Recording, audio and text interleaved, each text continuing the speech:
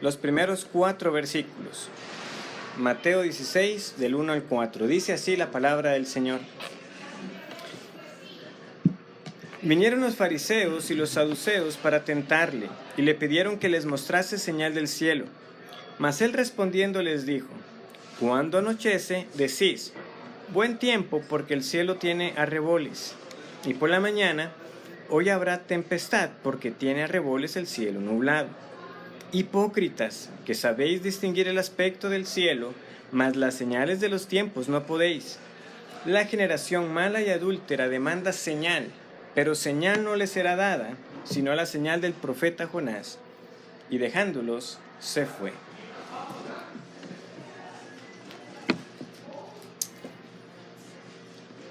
Bueno, para que nos acompañen hoy por primera vez, hemos estado estudiando el Evangelio de Mateo desde el primer capítulo, ya por varios años, y ya vamos por el versículo 16.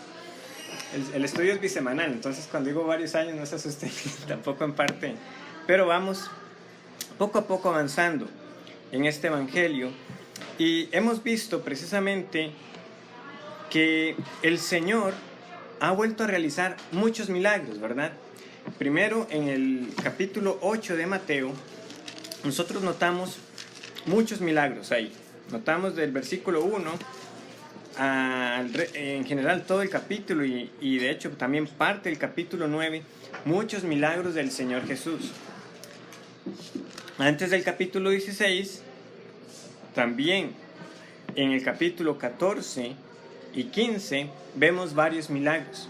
Vimos la alimentación de los 5,000, que Jesús anda sobre el mar, vimos que sanó a una multitud, vimos que sanó a la mujer sirofenicia, a la hija de la mujer sirofenicia, volvió a sanar a muchos y finalmente volvió a alimentar a 4,000 personas. Eso fue lo último que estuvimos estudiando y vimos que qué importante fue que el Señor repitiera el milagro, ¿verdad? ¿Se acuerdan que estuvimos considerando un poco?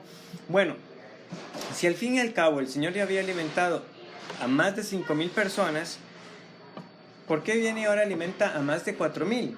Si prácticamente casi todo lo que acontece es lo mismo. Bueno, vimos que en parte ayudaba porque demostraba que aquello no fue una casualidad, sino que en efecto fue un milagro obrado por el poder de Dios, de Jesús como el varón aprobado por Dios, haciendo señales. Y que lo podía hacer no una vez, sino 2 veces. Y si lo hizo 2 veces, podía haberlo hecho muchas más veces. Pero también, ¿qué fue lo otro que nosotros entendimos? Bueno, entendimos que Jesús no vino primeramente a hacer esta clase de milagros y a aliviar el problema del hambre de las personas, sino que cada milagro que realizó también lo hacía con un propósito. Entonces sanó a muchos, alimentó a muchos, resucitó incluso a varias personas, ¿verdad? Sabemos que resucitó a la hija de una persona, una niña, ¿verdad? Pequeña, al joven de una viuda y obviamente el más famoso, a Lázaro. Entonces el Señor realizó muchas señales muchas veces.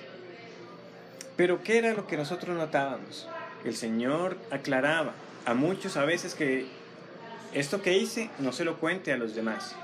A veces esa era la instrucción incluso. Alguien que hubiera tenido, ¿verdad? El propósito de poner el foco de atención en los milagros que hubiera dicho. Vaya y cuéntele a todo el mundo que usted acaba de conocer a alguien que le devolvió la vista haciendo barro. O vaya y cuéntele a todo el mundo que conoció a alguien que le devolvió el oído con solo meter los dedos en sus orejas. O sea, vemos que ese no era el propósito del Señor. Otras veces Él sí llegó a decirle a algunos, vaya y cuente a muchos, ¿verdad? Cuán grandes cosas ha hecho Dios con usted. ¿Por qué estoy haciendo este pequeño recuento acerca de varias de las señales y de los milagros de Jesús? Porque ¿qué es lo que ellos vienen a decir en el versículo 1? Dice, vinieron los fariseos y los saduceos para tentarle y le pidieron que les mostrase señal del cielo. Entonces, ¿cuántos milagros ellos sabían o habían escuchado? No lo sabemos. ¿Cuántos milagros este grupo particular que estaba ahí llegó a ver con sus propios ojos? No lo sabemos. Pero de algo no nos puede quedar duda. Eran tantos los milagros que no podían ya negar que algo estaba ocurriendo. De hecho, recordemos que Nicodemo llegó de noche y ¿qué fue lo que él admitió? Él no llegó al Señor diciendo, bueno, Jesús, yo he escuchado algunas cosas, no doy crédito a lo que he escuchado.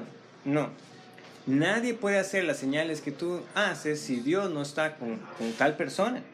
O sea, Nicodemo da por un hecho que esos milagros se dan. Otros milagros, en efecto, ¿cómo es que acontecen? Es incluso ellos mismos trayendo a la persona enferma para tentar a Jesús. ¿Verdad? Hay una ocasión que traen a un hombre, ahorita se me está trastocando si fue el de la mano seca o el hidrópico, o si incluso pasó en las dos ocasiones, pero el punto es, le traen a alguien con un brazo, con un problema, en un día de reposo. Y eso es lo que dice el texto, para probarlo.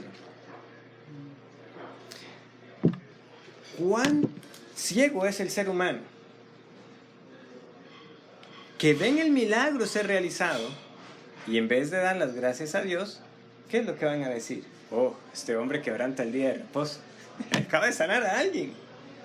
Acaba de sanar a alguien. Y su preocupación es que han quebrantado el día de reposo. Es impresionante. Es también como cuando a una mujer, ¿verdad? Que leemos que estaba encorvada, jorobada, ¿verdad? Por más de 18 años. En este caso para ellos, vengan de domingo a viernes, todos esos días pueden ser sanados, pero el día de reposo no. Entonces, lo que el Señor les dice, o sea, ¿cómo puede ser que ustedes no vean que esta pobre hija de Abraham, después de 18 años, ha recibido tal beneficio? Y ahora vienen a decir, danos señal del cielo. O sea, ¿pero qué más querían ver? Ya vamos a entrar a eso, a ver qué querían decir con una señal del cielo. Lo primero que quiero que no pasemos por alto es que vemos dos grupos, fariseos y saduceos. Son básicamente los dos grupos más conocidos que tenemos en el Nuevo Testamento. Hay una pequeña referencia a los celotes, ¿verdad? Que era otro grupo. De hecho, uno de los discípulos de Jesús fue un celote en su vida anterior.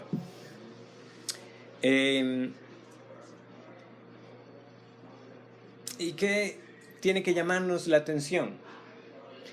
Que los fariseos y los saduceos eran partidos en un sentido contrarios.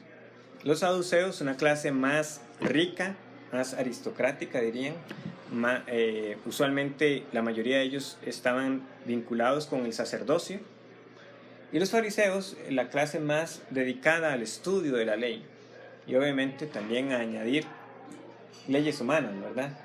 Y su propia interpretación. Pero sí era un grupo muy riguroso. Obviamente Jesús tiene que hablar con ellos respecto a su hipocresía, como veremos también en el próximo estudio. Pero el punto es que sabemos que estos grupos tenían una gran diferencia. Bueno, tenían varias, pero habían dos que el Nuevo Testamento nos muestra con mucha claridad. Una era en torno a ¿qué? A la resurrección. ¿Y la otra? Ángeles. Hechos luego nos dice que los saduceos no creían estas cosas, pero que los fariseos la afirmaban. De hecho, recordarán en Hechos, si han leído, ¿verdad?, el libro de los Hechos, que en cierta ocasión Pablo está siendo juzgado y que él nota que hay una parte de saduceos y otra parte de fariseos. ¿Y qué es lo que hace él? Menciona, se me está juzgando por el tema de la resurrección. Y entonces los fariseos dicen, no, si es por eso, Pablo no. Y los saduceos, pero no, hay que juzgar a este hombre. Y se armó un alboroto que al punto Pablo no fue juzgado. O sea, tuvieron que sacarlo de ahí. Tal era esa separación. Pero aquí los vemos, ¿qué? Juntos. ¿Y qué los une? El plan contra Jesús. Los une el ver cómo pueden acusar a Jesús. Para el mal, si eran juntos. Para el mal, si estaban unidos. De hecho, en otra ocasión, en el Evangelio de Juan, nosotros leemos, impresionante, ¿verdad?, que en esas acusaciones de que Jesús quebrantaba el día de reposo, leemos que después de un encuentro con Jesús, que salieron de ahí para planear cómo matarle. Entonces ven de nuevo cuán grande es la maldad del corazón humano. que no ve eso. O sea, se oponen a un hombre que hace el bien, argumentando que está quebrantando el día de reposo, pero ellos no ven problema en reunirse el día de reposo para decir cómo van a matar a alguien. Entonces, dicho eso, viendo cómo para lo malo, ahí sí, dejemos las diferencias al lado. Para unirse contra el Señor, ahí sí vemos colaboración. De hecho, podemos recordar el Salmo 2 que nos dice que las naciones se juntarán contra el ungido de Jehová. Pero leemos que el Señor se reirá de ellos. Bueno, el asunto es que le piden una señal del cielo. Algunos señalan de que quizás lo que ellos querían dar a entender es, bueno, sí, diste de comer a muchos, pero Moisés trajo ¿qué? Pan del cielo. O Elías, ¿qué pasó con Elías cuando lo fueron a buscar un grupo de soldados? Bajó fuego del cielo y quemó a sus soldados. También, de hecho, cuando él oró al Señor, cuando tenía el sacrificio, ¿verdad? Leemos que descendió fuego que consumió el holocausto. Josué oró al Señor y leemos, ¿verdad? En un evento también muy interesante, ¿verdad? De que leemos de que el sol se detiene. ¿Será eso lo que ellos se referían? ¿Ese tipo de señal del cielo? ¿Algo que viniera de lo alto? Es una posibilidad. El asunto es que ¿qué diferencia hacía, verdad? El hecho de que el maná cayera del cielo y que Jesús orara dando gracias a Dios por ese pan, ¿verdad? Para multiplicarlo y darle comer a muchos. Entonces, el corazón humano de verdad y la incredulidad es tal de que cuando quiere tener una excusa para no creer, cualquier razón será buena. Cualquier razón será buena. Pero Jesús había hecho señales suficientes que lo ponían a él por encima de cualquiera de los profetas del Antiguo Testamento. De cualquiera. Piense usted en una señal que haya hecho un profeta del Antiguo Testamento y usted va a encontrar que el Señor Jesús superó todo ello. Sí, Moisés separa las aguas para que el pueblo pase en seco, pero Jesús caminó sobre las aguas. No tuvo que separar nada. Él calmaba las tormentas. Los discípulos tienen que decir, pero ¿quién es este hombre que el viento y el mar le obedecen? A su mandato. Moisés tuvo que pedir al Señor, el Señor le dio la instrucción, levanta tu vara y todo eso. Pero Jesús es él mismo quien pronuncia. Pero ellos no, ellos quieren más señales. Por eso vea cómo Jesús les responde, diciéndole que eran hipócritas. ¿Por qué? Cuando anochece decís buen tiempo porque el cielo tiene arreboles, y por la mañana hoy habrá tempestad porque tiene arreboles el cielo nublado. Esa palabra arreboles también se puede leer como cielo rojizo. Entonces, ¿qué es lo que básicamente está diciendo el Señor? Ustedes sí están más seguros del cambiante tiempo al ver el cielo y ahí emitir un criterio que todo lo que yo he hecho. Y es fácil de entender lo que se está viendo ahí, porque todavía hasta la fecha uno hace eso. Uno ¿qué hace? Sale, se asoma y dice, hoy está como de lluvia, mejor saco el paraguas. Y otro día se ve despejado y se lo lleva. Pero ¿a cuánto no nos ha pasado que sale uno y dice, súper despejado, y viene empapado a la casa? O sale y dice, se viene el aguacero, y usted dice, para nada lo lleve, me incomodó este paraguas en todo el camino. O se me quedó en alguna parte, porque usted se lo llevó pensando que llovía, no llovió y ya lo perdió. Eso nos pasa con frecuencia. Entonces, el Señor está diciendo, pero ustedes sí se atreven a estar emitiendo un pronóstico con esas señales cambiantes. En ese momento, en aquel entonces, con ese aspecto rojizo del cielo. Pero, de nuevo, similar a como nosotros lo hacemos hoy. El asunto es que para eso sí, hoy no llueve, hoy sí llueve. Esa señal sí la aceptaban. Pero enfrente tenían al mismísimo Dios encarnado, el que descendió del cielo. Lo tenían enfrente. Tenían la mayor señal del cielo. Nadie subió al cielo, ¿verdad? Le decía Jesús a Nicodemo, sino el Hijo del Hombre que descendió del cielo.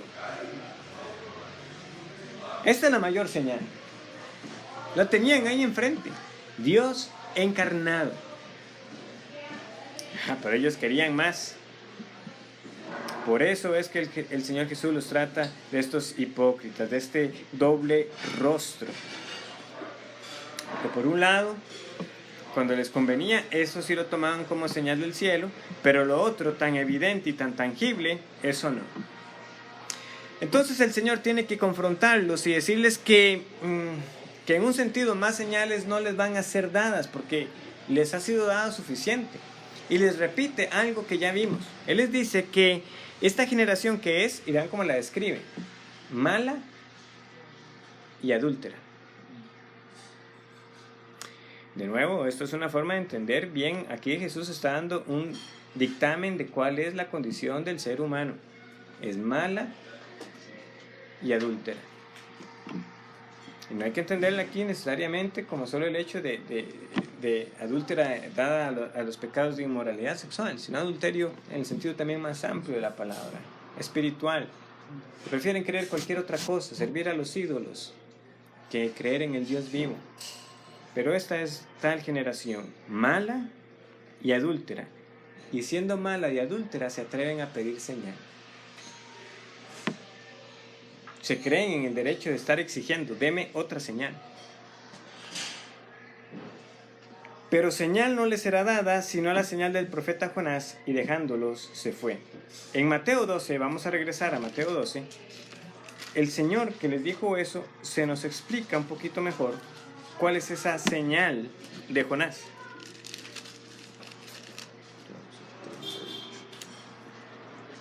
¿Verdad? Porque llama la atención que este evento también como que se repite. Es otra ocasión, pero como que se repite.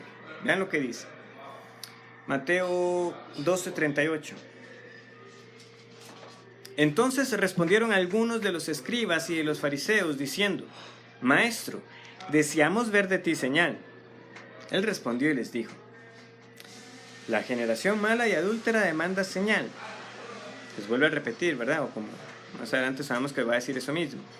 Pero señal no les será dada sino la señal del profeta Jonás. Pero aquí amplía. Porque como estuvo Jonás en el vientre del gran pez 3 días y 3 noches, así estará el Hijo del Hombre en el corazón de la tierra 3 días y 3 noches.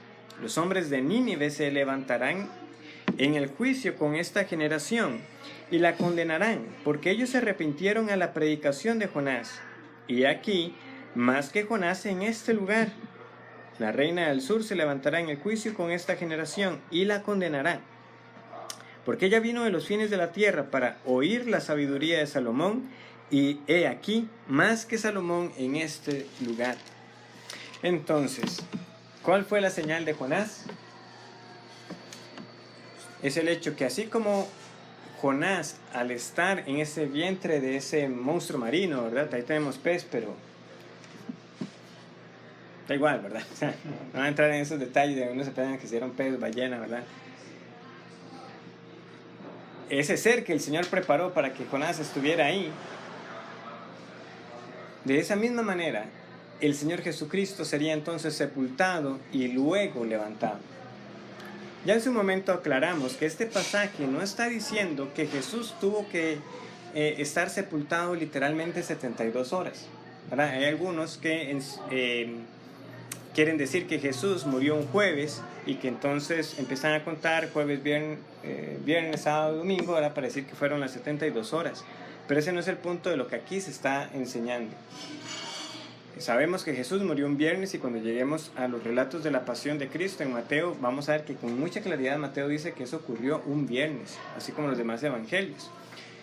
Punto secundario, no quiero que nos distraigamos. El punto es, Jonás estuvo, por decirlo así, sepultado y salió al tercer día. De la misma manera el Señor Jesucristo, sepultado, será resucitado al tercer día. Esa tenía que ser la gran señal. Ahora, seamos francos, ¿verdad? En gran parte. ¿Cuántos hubieran sospechado al leer el relato de Jonás que a eso estaba anticipando la muerte y resurrección del Mesías? Es impresionante, ¿verdad? Yo al menos soy franco y yo tengo que decir que al menos en esa lectura inicial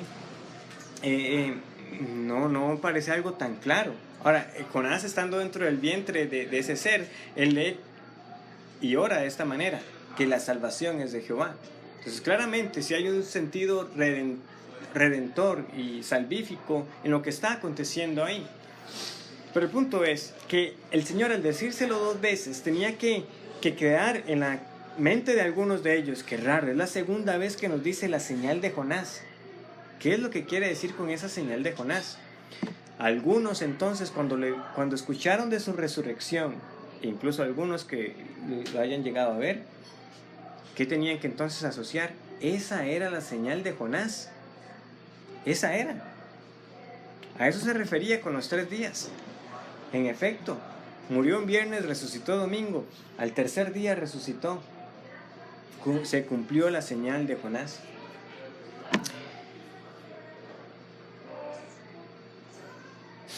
Antes de Mateo 12, al final en la parte final del capítulo 11, a partir del versículo 20, también estudiamos estas palabras fuertes de parte de nuestro Señor. Dice lo siguiente: entonces comenzó a reconvenir a las ciudades en las cuales había hecho muchos de sus milagros, porque no se habían arrepentido, diciendo: ay de ti Corazín, ay de ti Betsaida, porque si en Tiro y en Sidón se hubieran hecho los milagros que han sido hechos en vosotras, tiempo ha que se hubieran arrepentido en cilicio y en ceniza. Por tanto os digo que en el día del juicio será más tolerable el castigo para Tiro y para Sidón que para vosotras. Si se hubieran hecho esos milagros, hace tiempo que hubieran creído. Vimos un pasaje también solemne.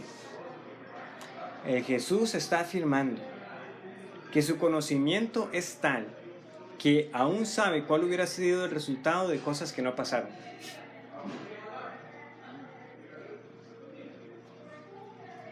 Y hay que entender lo que ahí está diciendo. Si yo hubiera hecho estos mismos milagros, pero no aquí, sino en esta otra región, ahí hubieran creído. Es impresionante. Entonces, ¿por qué no fue Jesús a esa otra región? Sin palabras. Sin palabras.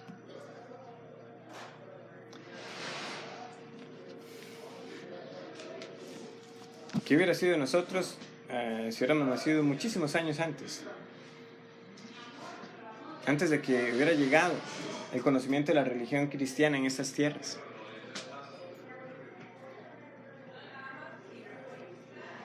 Pero el Señor le plació que naciéramos en esta época para escuchar precisamente esta palabra.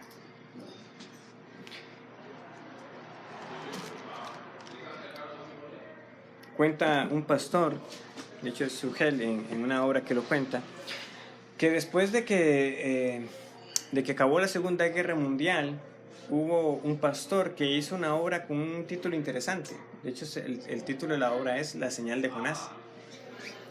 Y en esa obra se empieza a abordar el tema de por qué ocurrieron todos esos eventos tan trágicos, ¿verdad? Tantas muertes, de los cuales muchos alemanes no estaban enterados. Empiezan a enterarse de todo lo que estaba ocurriendo de verdad en esos campos de concentración. Entonces, como que poco a poco, como que la obra lo que va haciendo es como cuestionando a cada persona. Y el ama de casa va a decir: bueno, esto no fue mi culpa, yo estaba preocupándome por cuidar de mi casa. Y otro iba a decir: bueno, yo me estaba preocupando por sembrar la tierra para que tuviera comida. Y como que poco a poco se va subiendo de rango en aquel que va siendo interrogado, hasta que finalmente en esa obra alguien se atreve a decir: la culpa no la tuvo ni el ama de casa, ni el agricultor, ni el médico, ni el sargento. El único culpable aquí es Dios de todos estos males. Interesante. Elevan la culpa hasta Dios. Y en esa obra, como él la plantea, resulta que entonces el ser humano tiene el atrevimiento de poner a Dios en el banquillo de los acusados y lo condena. Y la condena fue que entonces Dios tuvo que encarnarse para venir y sufrir en su propia carne muchos males. Me imagino que no he leído la obra, ¿verdad? Estoy citando lo que el pastor cita de la obra.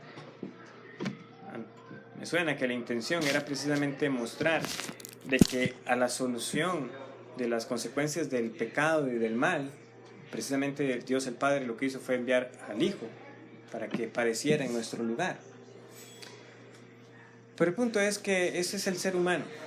Siempre teniendo la osadía, el atrevimiento de creer de que tiene la razón, de que puede levantar el brazo contra Dios, de que puede llegar a exigirle, danos señal.